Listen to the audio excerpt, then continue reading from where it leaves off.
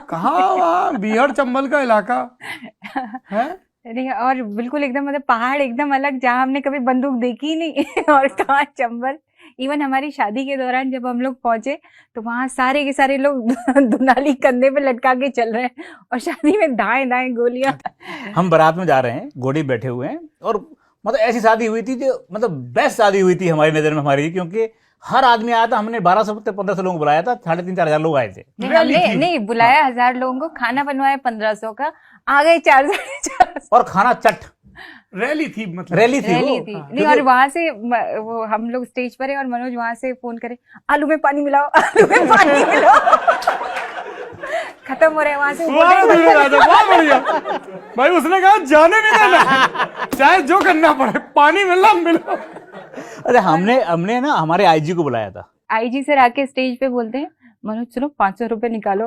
अब हमें समझ में नहीं आया कि गिफ्ट तो हमें देना चाहिए, वो मांग क्यों रहे हैं।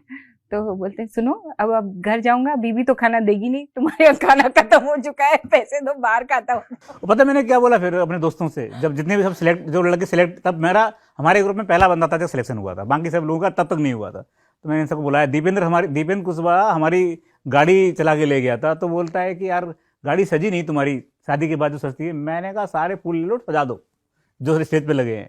तो मैंने उनको बोला कि भाई खत्म हो जाए। ये अच्छी स्कीम है गुरु। हाँ स्टेज के फूल गाड़ी की सजावट में काम आ सकते हैं, इस पे ध्यान नहीं है अभी तक हम लोगों का। हाँ, तो मैंने उसको बोला भाई खाना खत्म हो रहा है, और इसके बाद जयमाला के बाद खाना हम दोनों को खाना है, और एक फोटो खिंचवाना है खाना खिलाते हुए दूसरे को। खाना रखवा देना अंदर में जाके। मतलब आपका ध्यान स्टेज पे नहीं था, अगले स्टेप पे था। वाह। तो वो एक ऐसी शादी थी जिस शादी में विकास विकृति आए दिल्ली से, सारे दोस्त आए, श्रद्धा की सारी सहेलियां आई। मुझे लगता है कि वो एक सफल पहली शादी थी जिसमें हर आदमी मुखर्जी नगर में जोड़ा बना, हाँ सिलेक्ट भी हुआ, हाँ, और ब्याह भी हुआ। बहुत बढ़िया मनोज शर्मा जियो। वही है कि जब आपके पास पार्टनर अच्छा हो, स्पेशली लड़कियों के लिए मुझे लगता है वो बहुत जरूरी है कि आपका लाइफ पार्टनर बहुत अच्छा होना चाहिए, क्योंकि आप जब दिन भर जूझ के और मेरा ब्रो अपन एक टीम में। और मेरा फिर बोलना है, ये श्रद्धा ने जो बोला बहुत सही बात बोली है। ये जो गिफ्ट सिस्टम है ना, मेरा बर्थडे है, क्या दिलवा रहे हो, क्या दिलवाओगे, इस बार तुम मुझे रिंग दिलवा दो, इस बार ये दिलवा दो, ये सब बंद होना चाहिए। ये अपने बर्थडे में रिंग मांगता है आपसे? नहीं, मैं कह रहा हूँ बंद होना चाहिए। क्या है, दरअसल जो आप ईमानदारी की बात कर रहे हैं ना, वो ईमानदारी को पकड़ना है ना, तो उसका एक ही तरीका है। वो तरीका ये है कि अपने खर्चे कम कर डालिए। उसका तरीका एक लालचों से ऊपर उठ जाइए।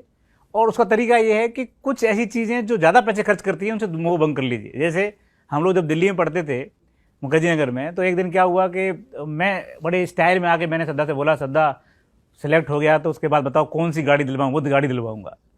श्रद्धा ने कहा कि वो गाड़ी तो वही ठीक है, बत्ती वाली महिंद्रा की होगी तभी चलेगी, चाहे वो स्कॉर्पियो चलेगी, मेरे को सिर्फ बत्ती लगवा के दे दो। मैंने कहा ठीक है, मैं समझ गया कि आदर्शवादी लगी है। मैंने पूछा तुम क्या चाहती हो, उसने मुझे पूछा क्या चाहते हो।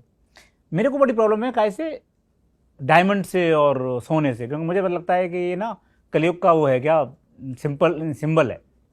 और मुझे लगता है कि अगर आप इसमें जाएंगे तो आप कितना ही पैसा कमा लीजिए, आप पूरा नहीं कर पाएंगे। डायमंड इतना महंगा आता है, कहाँ से लाओगे आप सैलरी में। तो मैंने श्रद्धा से कहा कि श्रद्धा क्या ऐसा हो सकता है कि तुम डायमंड ना पहनो, कभी सोना नहीं पहनो। श्रद्धा ने कहा कि यस। अब ये बात मेरे को लगता है 18-19 साल हो गए, 20 साल हो गए लगभग। श्रद्धा ने आज तक डायमंड नहीं पहना, आज तक सोना नहीं पहना, आज तक कभी हम किसी ज्वेलर की दुकान पर नहीं गए। ज्वेलर्स दोस्त लोग बोलते रहते यार कभी तो आओ देखने के लिए, खरीदना ही नहीं है। तो मेरा आपसे बोलना ये कि लालचों से ऊपर उठ जाइए ना, तो फिर उसके बाद दृष्टि साफ हो जाती है, उसके बाद कोई दिक्कत नहीं आती लाइफ में।